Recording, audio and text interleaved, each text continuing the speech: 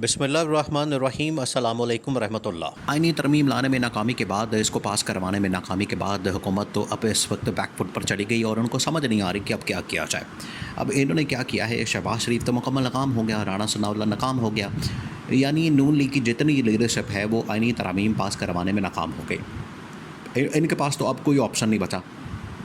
ये तो आप किसी को मैदान में नहीं उतार सकते, किसी को मैदान में नहीं ला सकते, किसी को नहीं कह सकते कि तुम जाके मौलाना फजल रहमान के साथ जाके मिल लो, तुम जाके पीटीआई वालों से मिल लो, इमरान खान के पार्टी के लोगों से मिल लो या उनके साथ बातचीत कर लो। नून लीग के अंदर तो अब इतनी अखलाकी जुर्रत नहीं रही, क्योंकि उनके पास ना सपोर्ट है। अब इस्टेब्लिशमेंट भी उनके ऊपर चढ़ गई है, इस्टेब्लिशमेंट भी उनके ऊपर भड़क उठी है, इस्टेब्लिशमेंट भी उनसे बड़ी बरहम है, गुस्से में है। तो इस्टेब्लिशमेंट को पता लग गया है कि ये लोग कितने पानी में हैं। वो तो हकीकत खुलकर सामने आ गई है। दूध का दूध पानी का पानी हो गया है। इनके नाकामी, इनका नालापन, इनकी दो नंबरी, इनकी जालसाजी, इनकी साजिशें सारे खुलकर सामने आ गए हैं, जिसकी वजह से इन्होंने अब मैदान में किसको उतारा है, आसिफ अली जरदारी को और बिलावल भुट्टो को। देखिए, मौलाना फजल रहमान से जब मुलाकात के लिए सबसे पहले भेजा गया तो आसिफ अली जरदारी को भेजा गया, और जब इनको ये पता लग गया कि अब ये आईनी तरमीम नहीं कर सकते, ये आईनी तरमीम नहीं ला सकते, ये आईनी तरमीम इनकी जानिब से नहीं हो सकती, और पीटीआई के जो मेंबरान कौमी असम्बली थे उनको जो तोड़ के अगवा करके ब्लैकमेल करके उनकी माओ बहनों के साथ बुरा सलूक करके, चादर चार दीवारी की तक़द्दुस को पामाल करके और उनको धमका के, डरा के, जब मेंबरान कौमी असम्बली जो पीटीआई के थे वो अपने पास लाने में थोड़े बहुत कामयाब हो गए, सुप्रीम कोर्ट का फ़ैसला आ गया। सुप्रीम कोर्ट के फ़ैसले ने सारी की सारी धज्जियाँ उड़ा दी इनके मनसूबे की। तो ये पीटीआई के मेंबरान को फिर अपने साथ मिला नहीं सकते थे। इसके बाद इन्होंने कहा कि फिर मौलाना फजल रहमान एक ऑप्शन तो है, तो चलें उनके पास चलते हैं, उनके सामने जाके हाथ जोड़ते हैं, पाँव पकड़ते हैं, गिड़गिड़ाते हैं। तो फिर आसिफ अली जरदारी को मैदान में उतारा गया। अब आसिफ अली जरदारी को यहाँ पर पाकिस्तान में बड़े टार्जन के तौर पर पेश किया जाता है। बहुत बड़ा कोई टार्जन है, सियासत का बहुत बड़ा कोई बादशाह है, किंग है, मफाहमत का ये है वो है। बात यह है कि मफाहमत का क्या बादशाह होना है या सियासत का क्या बादशाह होना है, वो तो लेन देन की बात करता है। तो लेन देन की बात में मौलाना भी उसी लेवल का आदमी है जिस लेवल का आसिफ अली जरदारी है। अब आसिफ अली जरदारी ने समझा कि मौलाना को जाके 2 वजारतें ऑफ़र करेंगे और मौलाना लम्बे पे आ जाएगा, और मौलाना को उधर ही डालेंगे और लम्बे डाल लेंगे और मौलाना को अपने साथ तरमीम के लिए मना लेंगे। आसिफ अली जरदारी पहुँच गया। आसिफ अली जरदारी पहुँचा तो आसिफ अली जरदारी ने देखा कि यहाँ तो मौलाना बिल्कुल ही नाराज़ बैठा हुआ। अब नवाज़ शरीफ को भी मैदान में उतारा गया। उसके बाद आसिफ जरदारी मुकम्मल नाकाम हो गया मौलाना को मनाने में, और आसिफ जरदारी ने बाद में सारा मलबा जो है हुकूमत के ऊपर डाल दिया कि आपकी ज़िम्मेदारी बनती है, हुकूमत की ज़िम्मेदारी बनती है, ये हुकूमत वक्त की ज़िम्मेदारी है कि मौलाना को मनाए। आसिफ जरदारी को तो पता लग गया कि मैं तो नहीं मना सकता, अब ये हुकूमत मनाए। अब इन्होंने क्या किया, फिर कहा कि नवाज़ शरीफ अब आएगा मौलाना को मनाने के लिए। नवाज़ शरीफ को भी पहुंचाया गया इस्लामाबाद के अंदर, उसका भी बंदोबस्त किया गया कि तुम भी पहुंचो इस्लामाबाद में। वो भी एक रात ठहरा, अगले दिन निकल गया, दौड़ गया। उसको पता लगा कौमी असम्बली के अंदर, देखें 3 मरतबा का वज़ीर-ए-आज़म कौमी असम्बली के अंदर आता है नवाज़ शरीफ, कोई उसको लिफ्ट ही नहीं कराता, कोई उसको हाथ ही नहीं मिलाता, कोई उसके पास ही नहीं जाता, कोई उसके साथ सलाम दुआ ही नहीं करता। ये हाल है नवाज़ शरीफ का और उसकी पार्टी का, उसके लोगों का। उसने ये हशर कर दिया नवाज़ शरीफ का। और करने वाला कौन है? करने वाला शहबाज शरीफ है। पीछे से 2 नंबरियाँ करने वाला शहबाज शरीफ को इस बात का पता है। शहबाज शरीफ ने ये सारी साजिशें की हैं जिसकी वजह से नवाज़ शरीफ को बिल्कुल फट्टे पे ले आया।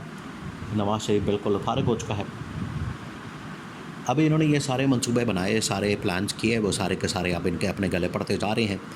आसिफ जरदारी के बाद उतारा गया मैदान में बिलावल भुट्टो को कि बिलावल भुट्टो जाए, बिलावल भुट्टो बात करे, बिलावल भुट्टो मामलात को सेट करे। बिलावल भुट्टो भी नाकाम हो गया। अब बिलावल भुट्टो क्या कर सकता है? देखिए, हुकूमत तो शहबाज शरीफ की है, हुकूमत तो नून लीग की है, हुकूमत तो उसने ऑफ़र तो उनकी जानिब से आनी है। अब आसिफ जरदारी या बिलावल भुट्टो क्या करेंगे, जिसकी वजह से आसिफ जरदारी ने तो हाथ खड़े कर दिया। उसने कहा कि ये तो अब मामला हमारे हाथ से निकल गया, गेम हमारे हाथ से निकल गई है, अब हम कुछ नहीं कर सकते। अगर करना है, हुकूमत ने करना है, नहीं करना तो ये हुकूमत जाने या वो जाने। इस्टेब्लिशमेंट ने बाद में फिर आसिफ जरदारी से रब्ता किया कि ये शहबाज शरीफ ने तो हमें मरवा दिया, शहबाज शरीफ ने तो हमें फंसवा दिया। तो इस्टेब्लिशमेंट ने कहा है आसिफ जरदारी को कि आप ऐसा करें, आप नून लीग को माइनस करके किसी और के साथ हुकूमत बनाएं, इसको घर भेजें, इसकी छुट्टी कराएं, और अगर हमें असम्बलियाँ तोड़नी पड़े, नए इलेक्शन करवाना पड़े, हमने सब कुछ करना है, क्योंकि ये इस तरह की लूली लंगड़ी हुकूमत, नाकाम हुकूमत, बदतरीन शिकस्त वाली हुकूमत जिसके ऊपर यह काला धब्बा लग गया है।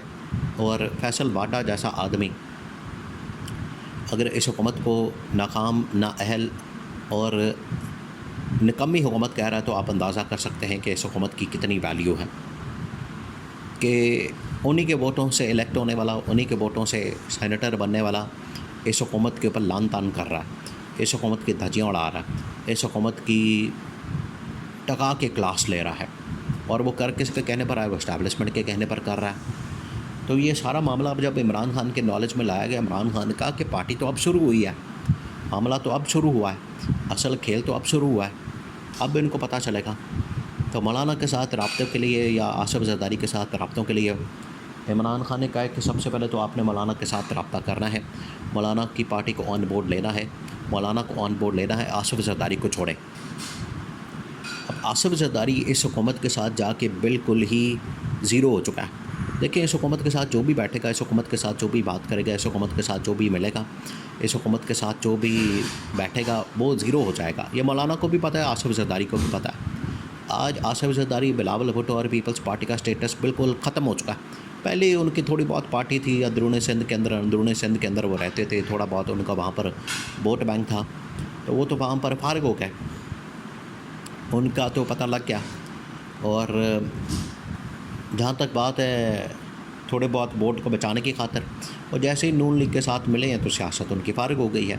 अब मौलाना को इस बात का पता है कि अगर मैं नून लीग के साथ मिल गया, इस हुकूमत के साथ मिल गया, पीपल्स पार्टी के साथ मिल गया, इन चोरों के साथ, डाकुओं के साथ, लुटेरों के साथ, करप्ट लोगों के साथ, मैंडेट चोरों के साथ मैं मिल गया, तो मैं भी फारिग हो जाऊंगा।